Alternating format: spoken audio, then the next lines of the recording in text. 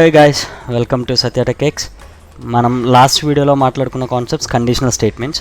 ఇప్పుడు మనం మాట్లాడుకోబోయే కాన్సెప్ట్స్ లూపింగ్ స్టేట్మెంట్స్. అంటే లూప్స్ అనేవి ఏమేమి టైప్స్ ఉన్నాయి, మనం దాంట్లో ఏం వాడతాం, ఎలా వాడతాం, దాని కండిషన్స్ ఏంటి, సింటాక్సెస్ ఏంటి, దాని ఎగ్జిక్యూషన్ ఏంటి అనేది మాట్లాడుకుందాం.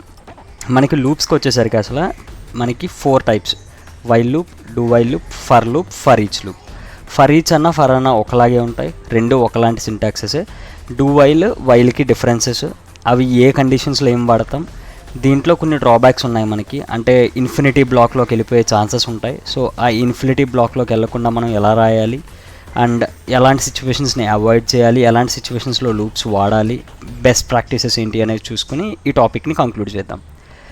So let's get in to loop statements. మనకి ఇందులోకి వచ్చేసరికి బేసిక్ ఎక్స్ప్లెనేషన్, థియరిటికల్ పార్ట్ చూసుకుంటే, లూప్ స్టేట్మెంట్స్ అనేవి మనకి ప్రోగ్రామింగ్లో ఇది ఒక కండిషన్ బేస్ మీద ఎగ్జిక్యూట్ అయ్యే స్టేట్మెంట్.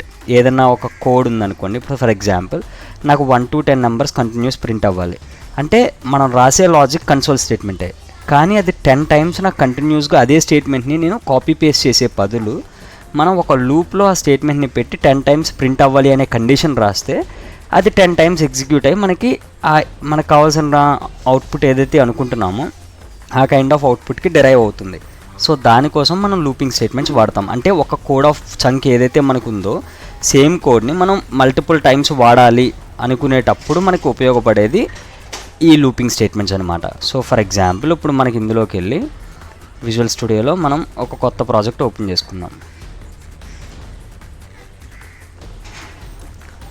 ఓపెన్ చేసి మనం ఇందులో అసలు లూపింగ్ స్టేట్మెంట్ సింటాక్స్ ఎలా ఉంటుంది, ఆ సింటాక్స్లో మనం ఎటువంటి టైప్స్ ఆఫ్ సింటాక్సెస్ వాడతాం, అవన్నీ మనం చూసుకుందాం ఇక్కడ.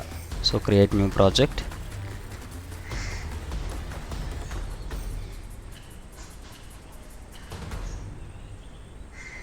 ఇప్పుడు మనం మళ్ళీ కన్సోల్ అప్లికేషన్ క్రియేట్ చేస్తాం, బికాజ్ మనం ఓన్లీ లూపింగ్ స్టేట్మెంట్స్ దగ్గరే ఉన్నాం కాబట్టి ఒక కన్సోల్ యాప్ క్రియేట్ చేసుకుంటున్నాను.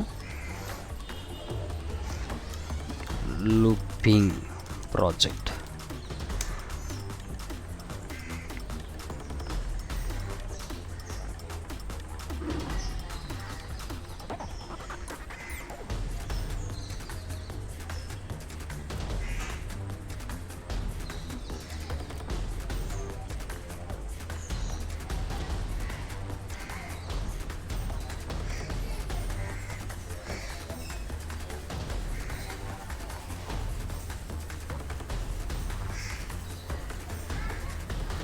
ఓకే, ఇప్పుడు మనం రాసే ప్రోగ్రామ్ వచ్చేసరికి ఇందులో రాస్తాం. ఫర్ ఎగ్జాంపుల్ ఫస్ట్ మనం సింటాక్సెస్ రాసుకుంటూ వెళ్దాం.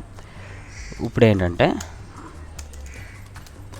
ఇప్పుడు మనం ఫస్ట్ లూపింగ్స్ దగ్గరికి వెళ్దాం. లూపింగ్స్లోకి వెళ్ళాక మనకు లూప్స్లో టైప్స్ వచ్చేసరికి ఫర్ ఒకటి, వైల్ ఒకటి, డూ వైల్ ఒకటి, మనకున్నవి ఈ మూడు కాకుండా ఇంకొకటి వాడతాం, అదే ఫర్ ఈచ్. ఇది ఏ కేసులో వాడాలనేది చెప్పుకుందాం. దీంతో మనం లోపలికి వచ్చాక మనకి ఇప్పుడు అసలు ఫర్ ఈచ్కి అసలు కండిషన్స్ ఎటువంటి సినారియోస్లో వాడాలి. ఇప్పుడు ఫర్ ఎగ్జాంపుల్ నాకు ఐ అనే వాల్యూని ప్రింట్ చేయాలనుకుంటున్నా, అది నాకు 1 to 10 ప్రింట్ అవ్వాలి. మనకి తెలిసిన లాజిక్ ఎలా రాస్తారు, అందరూ కూడా ఇలా రాస్తారు. ఇప్పుడు 0కి ఇది స్టేట్మెంట్, ఇదే స్టేట్మెంట్ని నేను 1కి కూడా రాస్తాను. సో ఇలా 1కి కూడా రాసాం. మనం ఇలా కాకుండా నేను ఎలా so on and so fourth నాకు 10 వరకు వెళ్ళాలి.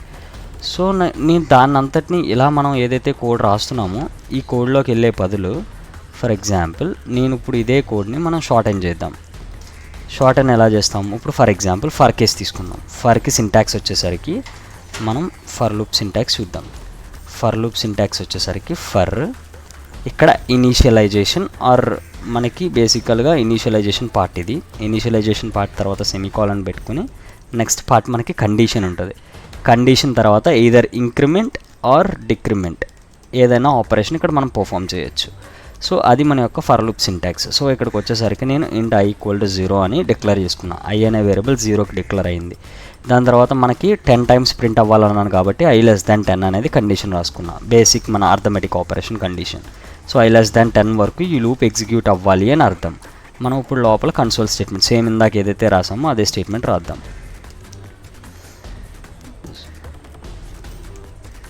ఓకే, ఇప్పుడు సేమ్ కన్సోల్ రైట్ లైన్లోకి వచ్చి నేను ఐని ప్రింట్ చేస్తున్నా. ఇప్పుడు నాకు ఇదే 1 లైన్ స్టేట్మెంట్ మనకి 10 times ప్రింట్ అవుతుంది.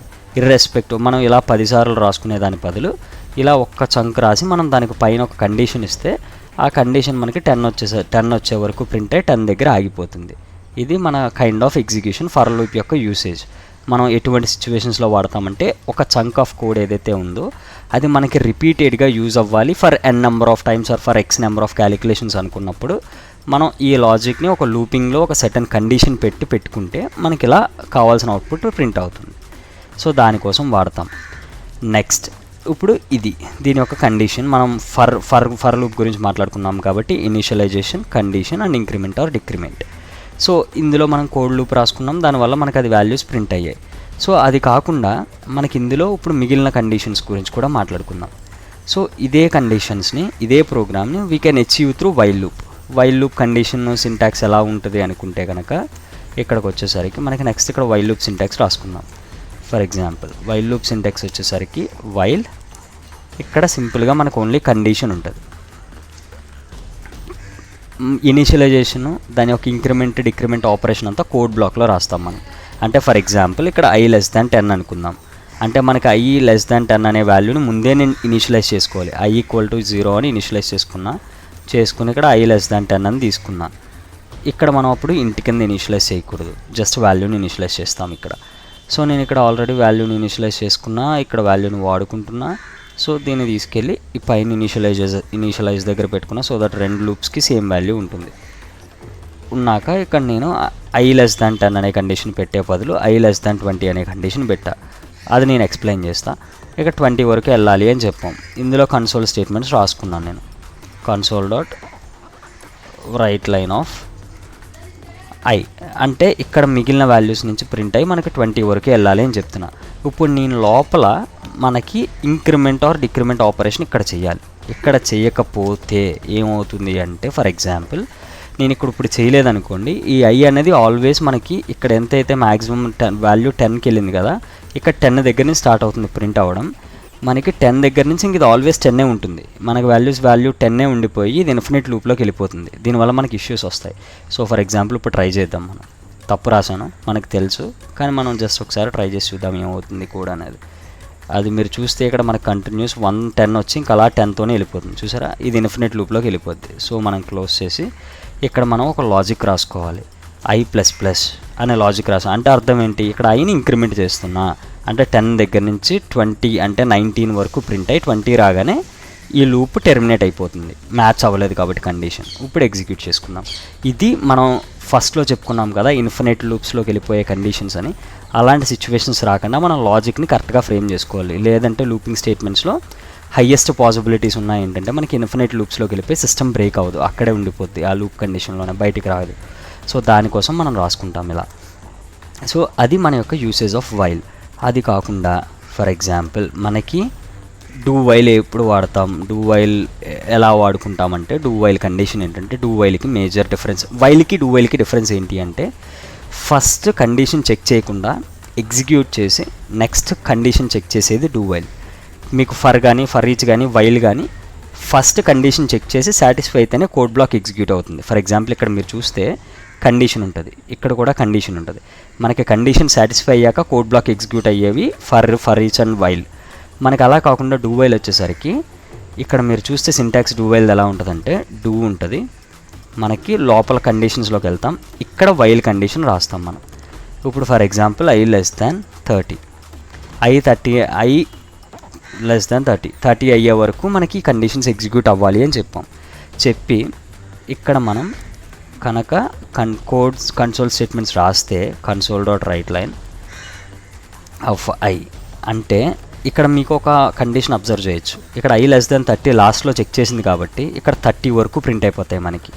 ఇందులో మీరు అబ్జర్వ్ చేస్తే మనకి 19 వరకే ప్రింట్ అవుతుంది, ఎందుకంటే కండిషన్ సాటిస్ఫై 20 అనే వాల్యూ ప్రింట్ అవ్వట్లేదు. కానీ ఈ కండిషన్లో మీకు ప్రింట్ అవ్వాల్సింది 29 అయితే కనుక ఇక్కడ 30 అని రాయకూడదు, ఎందుకంటే ఇది డూ వైల్ లూప్. ఇది 30 వరకు ప్రింట్ అవ్వాలి అనుకుంటేనే మనం 30 అని రాయాలి. ఇది డూ వైల్. సో దానివల్ల మనకి ఒక కండిషన్ చెక్ చేయకుండా వాల్యూ ప్రింట్ అయ్యి కండిషన్ చెక్ చేస్తుంది కాబట్టి 30 అనే అవుట్పుట్ కూడా ప్రింట్ అయిపోతుంది మనకి. ఇప్పుడు ఇలాంటి క్వశ్చన్స్ మనకి జనరల్ ఎంట్రన్స్ ఎగ్జామ్స్ అప్పుడు కాంపిటేటివ్ కోడింగ్స్లో అడుగుతారు, అవి చెక్ చేసుకోవాలి మనం. ఇక్కడ మనకి 20 ఇన్ఫినిట్ లూప్లో ఉండిపోయింది. ఎందుకు ఉండిపోయింది అంటే కండిషన్. ఇక్కడ మనం డూ వైల్ లోపల కూడా మనం లాజిక్ రాసినప్పుడు ఇంక్రిమెంట్ ఆర్ డిక్రిమెంట్ ఆపరేటర్ రాయాలి. ఇక్కడ మనం మర్చిపోయింది ఇది. సో దీనివల్ల కూడా అది లూపింగ్స్లో ఇన్ఫినైట్ ఉండిపోతుంది. సో ఆల్వేస్ 20 ఉండిపోయి కండిషన్ ఆల్వేస్ సాటిస్ఫై అయిపోయి ఇన్ఫినైట్ లూప్ అయిపోయింది మనకి. సో ఇక్కడ మనం ఐని ఇంక్రిమెంట్ చేసాం. ఇప్పుడు ఎగ్జిక్యూట్ చేసుకుంటే మనకి 30 ప్రింట్ అయ్యి 30 దగ్గర నుంచి టెర్మినేట్ అయిపోవాలి ప్రోగ్రామ్. సో చూద్దాం మనకి ఇక్కడ ఎగ్జిక్యూషన్ అవుట్పుట్ బ్లాక్ ఏమొస్తుందో. ఇప్పుడు మీరు చూసినట్టయితే మనకి ఇక్కడ ఎలా 29 వరకు వచ్చింది అవుట్పుట్ బ్లాక్. i<30 వచ్చింది కాబట్టి i అయితే ఎప్పుడైతే మనకి అక్కడ 30 అవుతుందో ఆ 30 అవగానే i మనకి సాటిస్ఫై కండిషన్ ప్రింట్ అయిపోతుంది, టెర్మినేట్ అయిపోతుంది. అలా కాకుండా ఇక్కడ ఇదే స్టేట్మెంట్ని మనం ఇక్కడ తీసేసి ఈ వైల్ లూప్కి పైన కనుక మనం ఎక్కడన్నా పెట్టుకుంటే, అంటే డూ వైల్ లోపల మనకి ఇది వాల్యూ ఇనిషియలైజ్ అవుతుంది కాబట్టి ఇక్కడ కండిషన్ సాటిస్ఫై అవగానే బయటకు వచ్చేస్తుంది. కానీ ఈ లోపల చంక్ ఏదైతే ఉందో ఆ చంక్ అనేది మనకి ప్రింట్ అయిపోతుంది. సో దానివల్ల మనకి ఇక్కడ అంటిల్ i 29 అయ్యే వరకు వస్తుంది. ఇక్కడ 30 అవగానే i వెంటనే ఇక్కడ i కంపారిజన్ జరిగినప్పుడు i 30 అనే టెర్మినేట్ అవుతుంది. దానివల్ల ఇక్కడ ఇది అవ్వట్లేదు, లేకపోతే 30 వరకు అయ్యేది. ఇది మనకి ఇలా కాకుండా ఇప్పుడు ఇందులో చూద్దాం. మన రాసిన code block same do while loop checks the condition after executing the close block. మనకి ఇక్కడ కోడ్ ఏదైతే ఉందో అది అయిపోయిన తర్వాత వైల్ కండిషన్ చెక్ చేస్తాం.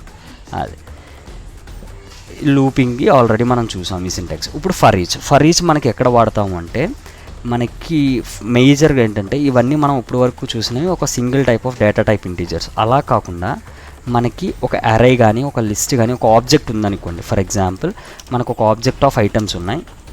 ఆ ఐటమ్స్ని మనం ఇటరేట్ చేయాలి అనుకున్నప్పుడు మనం ఫర్ ఈచ్ వాడతాం. ఫర్ ఎగ్జాంపుల్ ఫర్ ఈచ్ తీసుకుంటే for each var items in items అనుకుంటే మనం ఈ ఐటమ్స్ అనే లిస్ట్ని నేను ఇక్కడ డిక్లేర్ చేస్తాను. Var items equal to new list of int. So మనకి ఇక్కడ ఐటమ్స్ అనేది లిస్ట్ ఆఫ్ ఇంటీజర్. సో అది ఉన్నప్పుడు మనకి ఈ ఐటమ్స్ లోపలికి వచ్చి ఒక్కొక్క ఐటమ్ని ప్రింట్ చేస్తుంది. సో ఇక్కడ నేను వచ్చేసరికి 1 2 3 అనే ఐటమ్స్ ఇచ్చాను అనుకోండి. ఫర్ ఎగ్జాంపుల్ లిస్ట్ ఆఫ్ ఇంట్లోకి మనం వాల్యూస్ని ఇనిషియలైజ్ చేయాలి.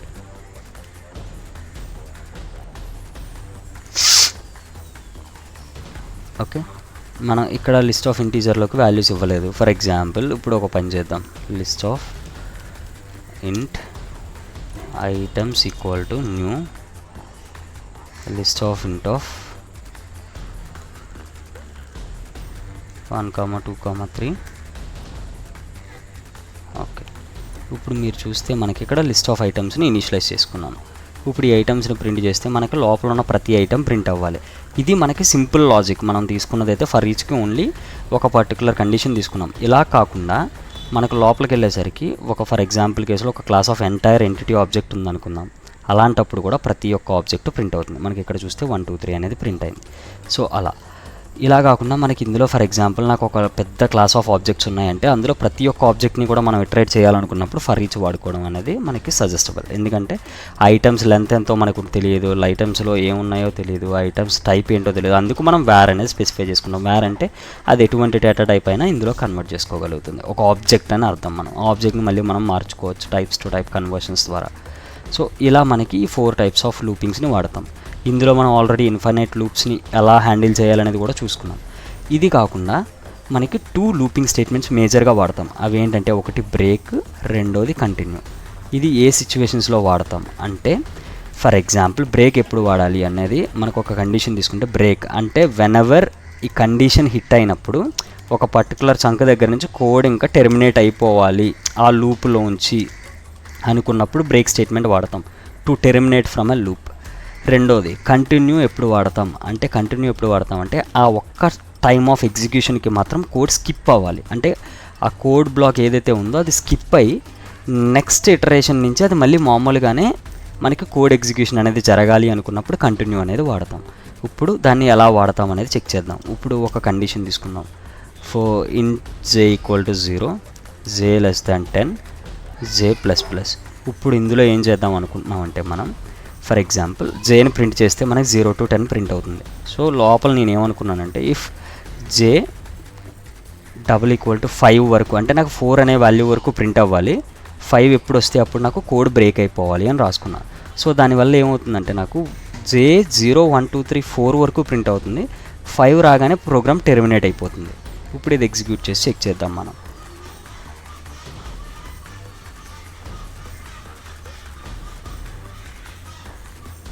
ఇది 0 1 2 3 4 ఇక్కడ నుంచి ప్రోగ్రామ్ టెర్మినేట్ అయిపోయింది బికాస్ ఆఫ్ బ్రేక్ స్టేట్మెంట్.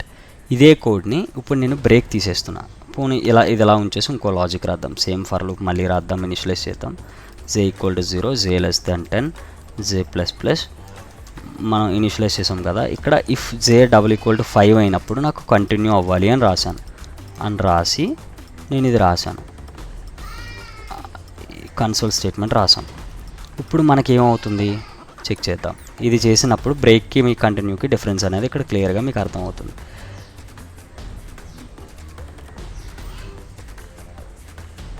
ఇప్పుడు మీరు చూసినట్టయితే ఇక్కడ మనకి 0 1 2 3 4 అయ్యి ఈ లూప్ టెర్మినేట్ అయింది. ఇక్కడ మీరు చూస్తే 0 1 2 3 4 వచ్చి 5 అనే ఒక టాస్క్ స్కిప్ అయ్యి 6 7 8 9 ప్రింట్ అయింది. అంటే continues to skip that particular execution.